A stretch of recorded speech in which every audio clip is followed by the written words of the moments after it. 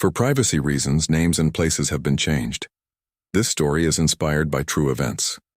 On the evening of June 15, 1999, 29-year-old Preston Roberts and his fiancée Morgan Williams, 27, stepped into the neon-lit chaos of Times Square for what should have been a romantic walking tour of Manhattan. They never reached the tour's endpoint. Despite an extensive NYPD investigation involving hundreds of interviews and countless security camera reviews, the engaged couple from San Francisco seemed to have vanished into the bustling crowds of New York City. For almost 2 decades, their families lived with devastating questions, clinging to fading hopes of finding answers in a case that had gone completely cold. Then, in 2018, a routine demolition project in Lower Manhattan uncovered evidence that would finally reveal the dark truth behind their disappearance. This is the complete investigation into what happened to Preston Roberts and Morgan Williams, and the sinister operation that turned Times Square's bright lights into a hunting ground. Before we continue, let us know where you're watching from, and if you enjoy this content, consider liking and subscribing to our channel. Now let's continue. Times Square pulsed with its characteristic energy on the evening of September 15, 1999, as Preston Roberts and Morgan Williams merged into the crowd of tourists exploring Manhattan's dazzling heart. The young couple from San Francisco had chosen New York City as their engagement celebration destination, their faces glowing with the same brightness as the towering billboards above them. Preston, a rising software developer known for his methodical nature, had meticulously planned their New York adventure, including booking a highly rated walking tour of Times Square. Morgan, whose artistic eye as a graphic designer drew her to the square's visual chaos, captured photographs of every moment, unaware these would become crucial evidence in the investigation of their disappearance. The evening began routinely enough. Tour guide Maria Sanchez gathered her group of 12 tourists at 7:30 p.m. outside the TKTS booth on Broadway. Preston and Morgan stood out among the group, their evident affection drawing warm smiles from fellow tourists as Morgan proudly showed off her engagement ring to another couple from Minnesota. According to Sanchez's later testimony, the tour progressed normally through its first hour. The group visited various landmarks, learning about the area's transformation from a seedy neighborhood to a tourist mecca. At approximately 8:45 p.m., as they passed the corner of 42nd Street and 7th Avenue, Preston and Morgan became engaged in what witnesses described as a heated exchange with a group of street performers. The confrontation seemed to center around something the couple had witnessed in an alley between 2 buildings. Several tourists recalled Morgan pulling out her camera, while Preston appeared to be reaching for his phone. The street performers, led by a man later identified as Vincent Chen, grew increasingly aggressive, demanding the couple move along. When the tour group assembled at their next stop 10 minutes later, Preston and Morgan were notably absent. Sanchez, following standard protocol, waited 5 minutes before backtracking to search for them. Their fellow tourists remembered the couple mentioning they might stop for photos, but as minutes stretched into a half hour, concern mounted. At 9:30 p.m., Sanchez made the difficult decision to contact the police. The NYPD responded quickly, with officers canvassing the area while Preston and Morgan's photos were distributed to neighboring businesses. Their hotel room at the Marriott Marquis remained untouched, their luggage still carefully packed, and Morgan's prized camera bag sitting on the bed. Back in San Francisco, the news of their disappearance struck like lightning. Preston's mother, Patricia Roberts, received the call at 3 a.m. Pacific time. "I knew something was wrong," she later recalled. "Preston would never just vanish. He called me every night of their trip except that one." Morgan's parents, James and Linda Williams, immediately flew to New York, establishing a command center in their hotel room. They distributed flyers featuring the couple's engagement photo. Preston in his characteristic blue blazer, his arm around Morgan, her red hair catching the San Francisco sunset, both smiling with the Golden Gate Bridge in the background. The initial hours of the investigation revealed troubling details. Preston's last cell phone signal pinged near Times Square at 8:47 p.m. Their credit cards remained unused after Morgan purchased 2 bottles of water from a street vendor at 8:30 p.m. Security cameras captured them walking with the tour group, then showing them turning into the alley after their encounter with the street performers.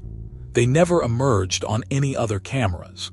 As the first day stretched into the first week, the disappearance of Preston Roberts and Morgan Williams became a media sensation. Their story captured the public's imagination.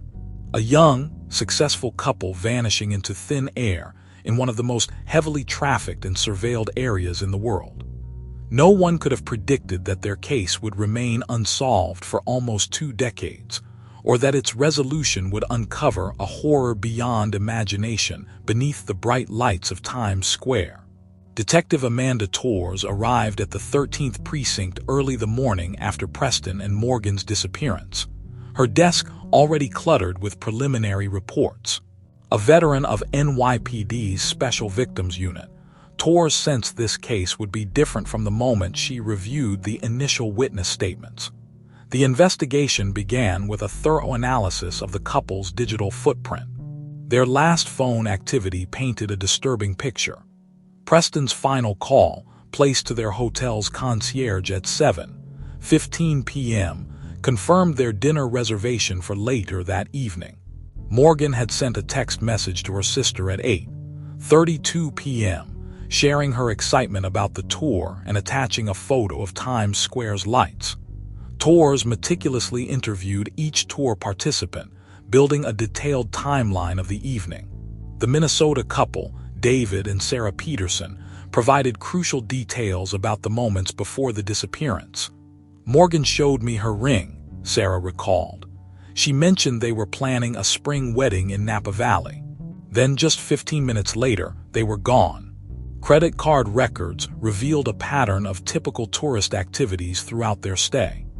They had visited the Empire State Building the previous morning, enjoyed lunch at Katz's Delicatessen, and purchased Broadway tickets for the following evening. Their final transaction was indeed Morgan's water bottle purchase from vendor Abdul Malik, who remembered them clearly. "The young lady was very polite," Malik told Detective Torres. "She bought 2 waters, gave me a $5 bill, told me to keep the change. Her fiancé was checking something on his phone. They looked happy, normal." The security camera footage proved both helpful and frustrating. Multiple angles showed Preston and Morgan following the tour group, then their interaction with the street performers. The couple appeared agitated, gesturing toward something off-camera. However, the crucial alley where they were last seen lay in a camera blind spot between buildings. Torres' team conducted extensive interviews with licensed street performers in the area. Most claimed no knowledge of the incident, though several mentioned a group that regularly performed near 42nd Street. These performers lacked proper permits but were known for their aggressive solicitation of tourists. The families remained in New York, working tirelessly alongside law enforcement. Patricia Roberts provided Preston's laptop, which revealed meticulous planning for the trip and their upcoming wedding. Morgan's parents distributed thousands of flyers, their daughter's smile becoming a familiar sight throughout Manhattan. Media coverage intensified as days passed without leads. The case captured national attention, with major networks running special segments. The disappearance challenged New York's carefully crafted image of a reformed Times Square, raising uncomfortable questions about tourist safety in the city's heart. 2 weeks into the investigation, a potential breakthrough emerged. A homeless man reported seeing the couple being forced into a service door near where they vanished. However, when Torres' team searched the building, they found the door led nowhere. It had been sealed for years. The investigation expanded to include similar cases from the past decade. Torres discovered 3 other tourist disappearances in the Times Square area, though none matched the pattern exactly. Each lead was pursued exhaustively, but they all led to dead ends. By the 1-month mark, the active investigation began to slow, despite interviewing hundreds of witnesses, analyzing countless hours of footage, and pursuing every possible lead. The fate of Preston Roberts and Morgan Williams remained a mystery. Their hotel room was finally cleared out, their belongings shipped back to San Francisco.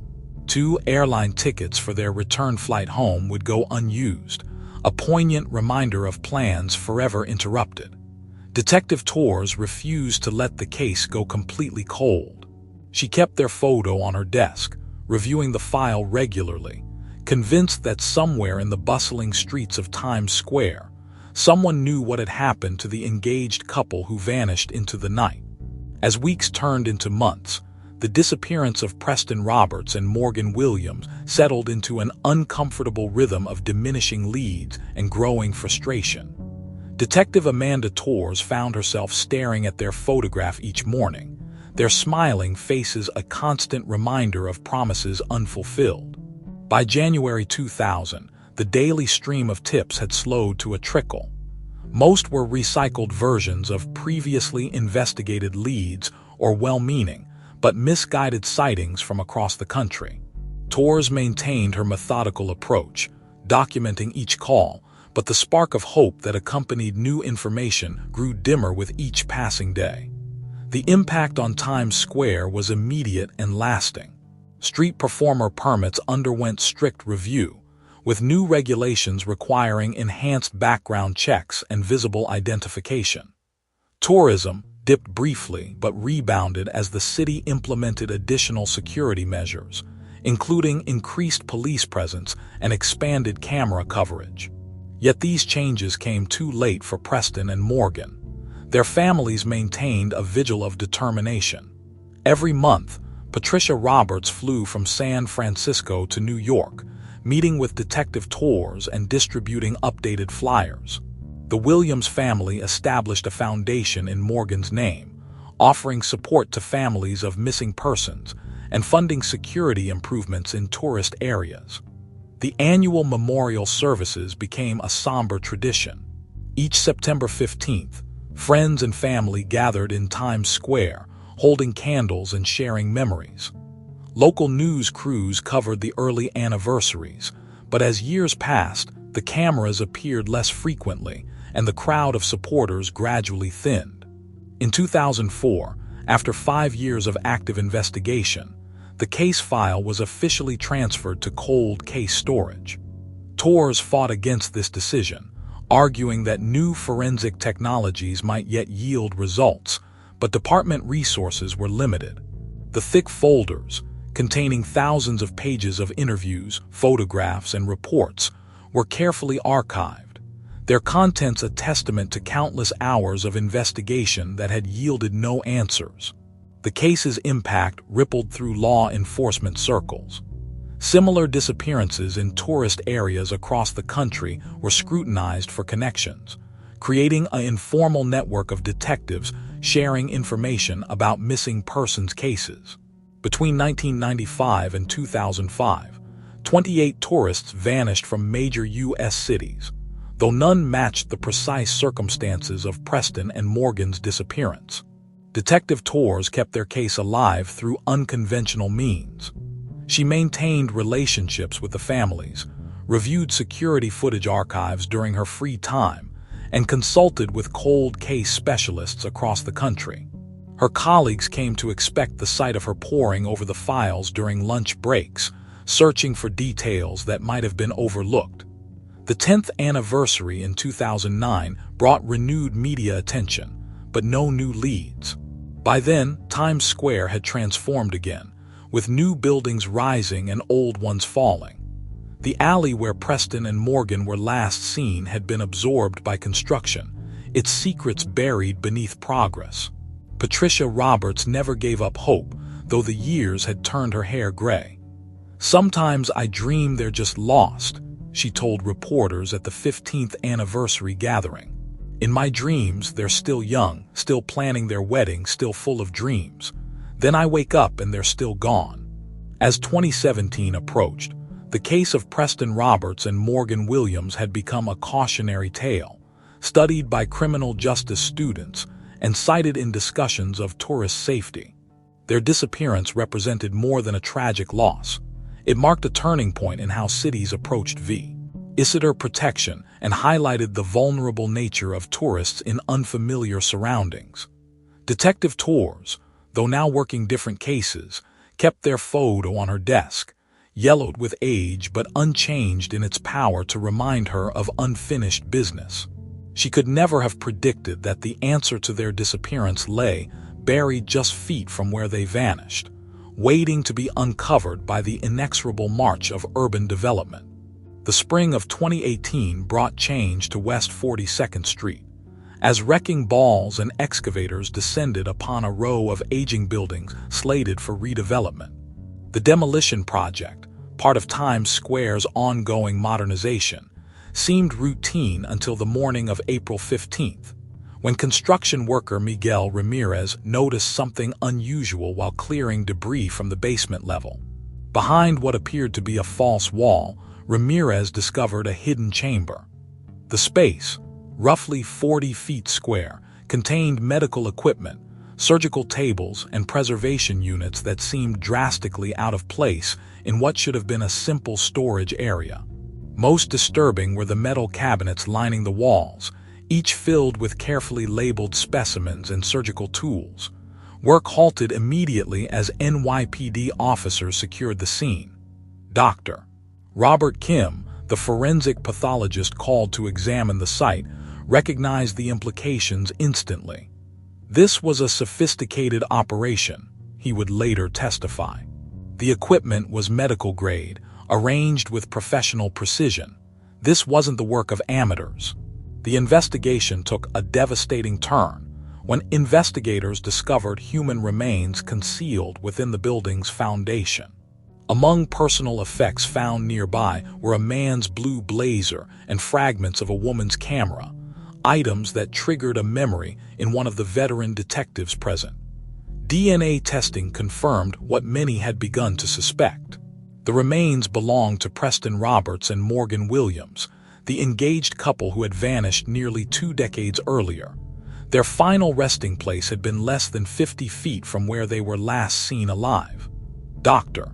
Kim's detailed analysis revealed the horrifying truth. The chamber had served as an illegal organ harvesting facility, operating with clinical efficiency in the heart of Manhattan.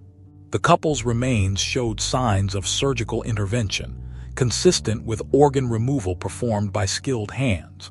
The discovery sent shockwaves through the city. News helicopters hovered over Times Square as investigators in hazmat suits carried evidence from the building. Reporters crowded behind police barriers, broadcasting live updates as more details emerged about the hidden chamber's purpose. For Detective Amanda Tours, the discovery brought mixed emotions.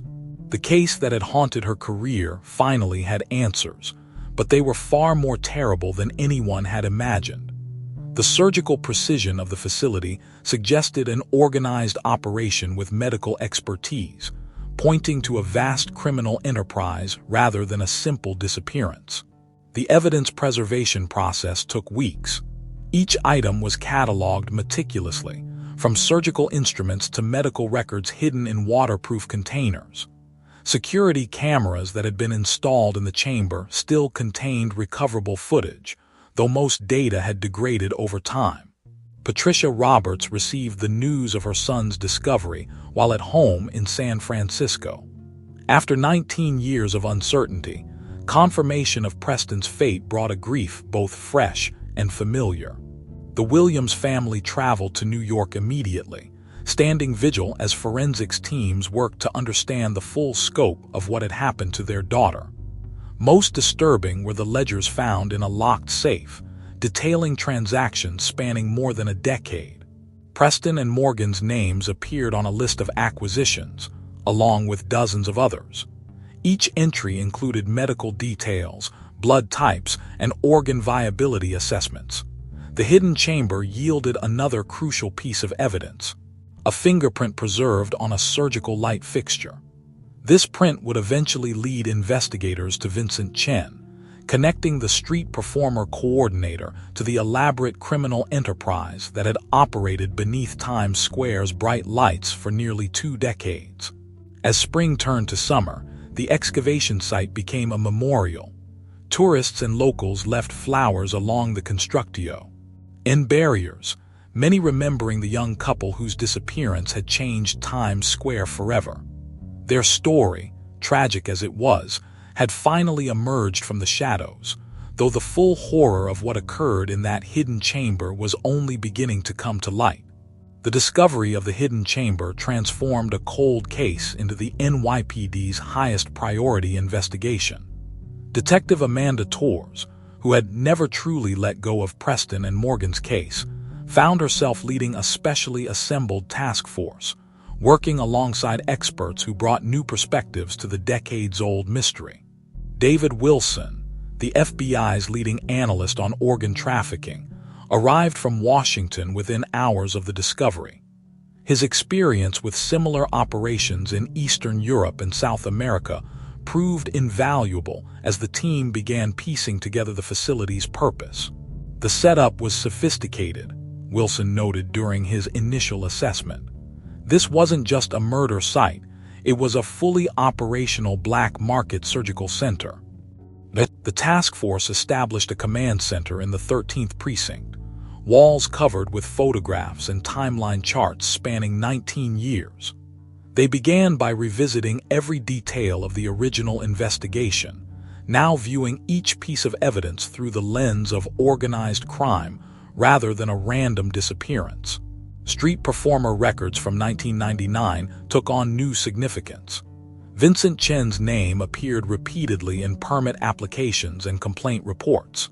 His group maintained a consistent presence near the spot where Preston and Morgan vanished, but more importantly, he had connections to several medical supply companies through a shell corporation. The building's ownership history revealed a complex web of shell companies and offshore accounts. The property had changed hands 6 times between 1995 and 2018, each transaction carefully structured to obscure the true owners. However, one name kept surfacing in the paperwork: a holding company linked to Chen's brother-in-law, a former surgical resident. Torres and her team interviewed former employees of neighboring businesses, focusing on activities during the late-night hours. Several recalled seeing medical supply deliveries at unusual times, but none had questioned them given the neighborhood's commercial nature. A former janitor remembered regular visits by well-dressed individuals carrying medical bags, always entering through a service entrance that supposedly led nowhere. The investigation expanded to include other missing persons cases from the Times Square area. Wilson identified patterns in disappearances dating back to 1995, all sharing key characteristics. Tourists with no local connections, last seen in the evening hours, and carrying valuable items that were never recovered. Each victim fit the profile of someone whose disappearance might be attributed to urban crime rather than organized trafficking. As evidence mounted, surveillance operations began on individuals connected to the building's ownership. Chen's movements were tracked, revealing regular meetings with medical professionals at upscale restaurants across Manhattan. Phone records showed calls to numbers in countries known for illegal organ trading. The breakthrough came when forensics matched DNA from the surgical chamber to multiple sources. Blood traces on surgical equipment contained genetic material from both Preston and Morgan, but also from Chen himself. A small cut had left his blood on a scalpel handle, preserved for nearly 2 decades. Torres watched as the case she had carried for 19 years transformed into something larger and more sinister than anyone had imagined.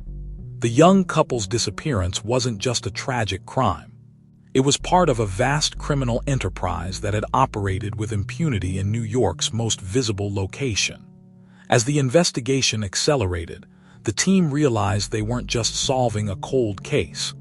They were uncovering a network that had potentially claimed dozens of victims, all hidden beneath the bright lights of Times Square. In the early morning hours of June 12, 2018, Detective Amanda Torres stood watching as NYPD tactical units surrounded Vincent Chen's Brooklyn brownstone. After months of surveillance and evidence gathering, the moment she had waited 19 years for had finally arrived. Chen's arrest proved anticlimactic. The once intimidating street performer coordinator, now a graying man of 50 HT, offered no resistance as officers led him from his home. The evidence against him had become overwhelming. DNA, financial records, and surveillance footage had woven a net too tight to escape. In the interrogation room, Chen sat silently for hours, his lawyer advising against any statement. But when Torres placed photographs of Preston and Morgan on the table, not their missing persons photos, but the happy engagement picture from San Francisco, something in Chen's composure cracked. "They weren't supposed to be there," he finally said, his voice barely above a whisper. "They saw something they shouldn't have seen." The confession that followed revealed the terrible mechanics of the operation. Chen's role had been to identify potential victims, tourists who appeared wealthy, healthy, and unlikely to have immediate local connections.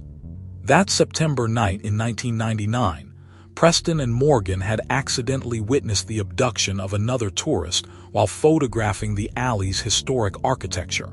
"The girl started taking pictures," Chen recounted. "The boy said he was calling the police. We couldn't let them leave." Financial records corroborated Chen's testimony.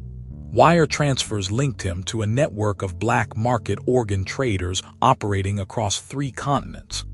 The Times Square facility had been one of several similar operations, chosen for its location in plain sight, where medical supplies and late-night activities would raise few questions. The DNA evidence proved crucial in securing the confession. Chen's blood, preserved on the surgical equipment, placed him directly in the facility. Additional forensic testing revealed his fingerprints on the surgical light fixture and on a logbook documenting acquisitions and shipments. Chen's testimony exposed the operation's horrifying scope. For 15 years, the facility had processed dozens of victims, their organs sold to wealthy clients worldwide. The street performer network served as both a cover and a surveillance system, identifying potential targets while entertaining tourists. The investigation revealed how Preston and Morgan's final moments had played out. After witnessing the abduction, they were forced into the building through the service entrance. The facility's staff, already preparing for another operation, made an immediate decision to silence the young couple permanently. Torres listened as Chen detailed the network's operations, each revelation adding to the weight of horror. The organization had specifically chosen Times Square for its high tourist traffic and the ease with which people could vanish in the crowd. The constant flow of visitors meant witnesses rarely stayed in town long enough to follow up on suspicious activities. Chen's confession implicated dozens of others: doctors who performed the surgeries, brokers who arranged sales, and corrupt officials who helped conceal the operation. The network's reach extended far beyond New York, with similar facilities discovered in other major tourist destinations worldwide. As Chen signed his confession, Torres thought of Patricia Roberts and the Williams family, who had never stopped searching for answers. The truth would bring them closure, but it would also confirm their worst fears about their children's final hours. The case that had haunted Times Square for nearly 2 decades had finally broken open, revealing a criminal enterprise of unimaginable sophistication and cruelty. Chen's arrest was just the beginning. In the months that followed, the investigation would unravel a network that had operated with impunity, hidden behind the bright lights and ceaseless activity of New York's most famous landmark. Chen's plea agreement guaranteed him life imprisonment without possibility of parole in exchange for his continued cooperation. As he was led from the precinct to a waiting transport vehicle, tourists continued to mill about Times Square, unaware that the man passing by in handcuffs had once turned their destination into a hunting ground, and that the bright lights they photographed had hidden darkness beyond imagination. The resolution of the Times Square organ harvesting case sent shockwaves through the criminal justice system and forever changed how cities protect their tourists. Vincent Chen's trial began in autumn 2018, drawing international media attention as the full scope of the operation came to light. The prosecution presented overwhelming evidence. Beyond Chen's confession, forensic analysis had linked him to dozens of disappearances. The hidden facility's meticulous records revealed an operation that had processed over 60 victims during its 15-year run, generating millions in illegal organ sales. In the courtroom, Patricia Roberts and the Williams family faced Chen for the first time. His appearance, now elderly, diminished, and wearing prison orange, contrasted sharply with the aggressive street performer who had orchestrated their children's deaths. As victim impact statements were read, Chen kept his head bowed, avoiding the eyes of those whose lives he had destroyed. The trial exposed systemic failures that had allowed the operation to flourish. Tourist protection protocols, street performer regulations, and building inspection procedures all underwent immediate revision. Times Square's transformation from a crime-ridden neighborhood to a tourist mecca had created a perfect cover. No one questioned improvements to buildings or increased foot traffic in the area. Detective Amanda Torres testified for 3 days, methodically outlining how the investigation had finally cracked the case. She described the years of dead ends, the countless hours reviewing evidence, and the breakthrough that came with the building's demolition.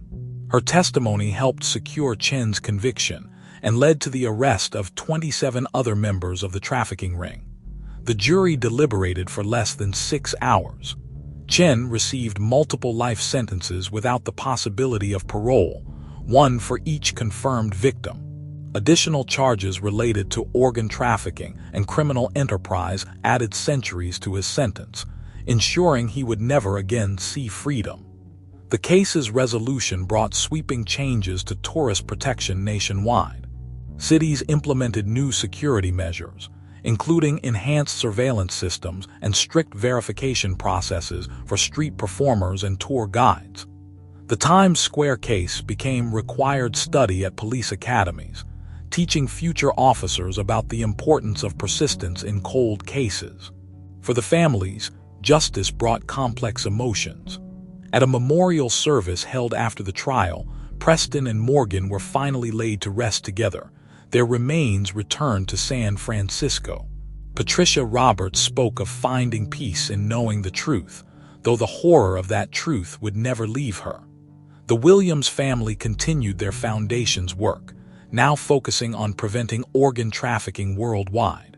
Detective Torres retired shortly after the trial, her last case solving the mystery that had defined her career. The photograph of Preston and Morgan remained on her desk until her final day, though now it represented not just loss, but the power of persistence in pursuing justice. Times Square itself was forever changed. The site of the hidden facility became a memorial garden, its entrance marked by a plaque remembering all victims of organ trafficking.